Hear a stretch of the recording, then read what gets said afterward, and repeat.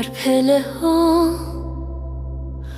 نشان رسیدن بود.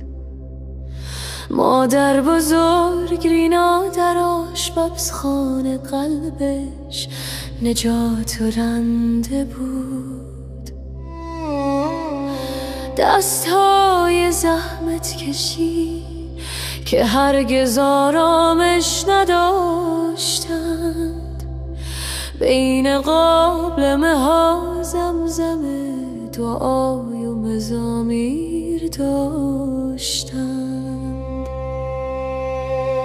بخورید بخورید تکیه کلامش بود، برای هر مهمانی بشقابی آماده بود.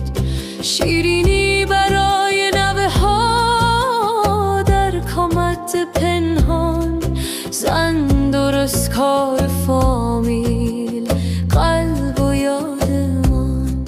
او دلتنگی می سوزاند اما گرمی کند، یاد آدم های قدیم خانه را پر می کند. با تمام کوچه و سختی های راه خوب ماندن تا آخر مثل نور ما. رینا دعا می کند یعقوب گوش می دهد، عشقی ساده که دیگر تکرار نمی شد. و پدر بزرگ یعقوب کنار رادیو نشسته، روی صندلی همیشگی با چهره‌های خسته اما وارسته. مردی دانا و مهربان که کم حرف میزند، اما چشمان خوبش با دل حرف میزند. هرگز کسی را نرنجاند، هرگز صدا بلند نکرد، نگاهش آرامش بود، درها را درمان میکرد.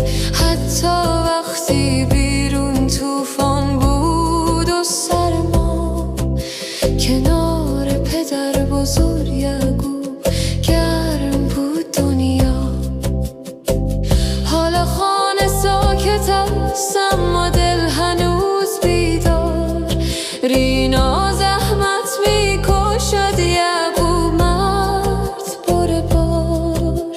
رینا و یعقوب روحای پاک و تمیز، از شما مانده راهی از نور ای عزیزان عزیز.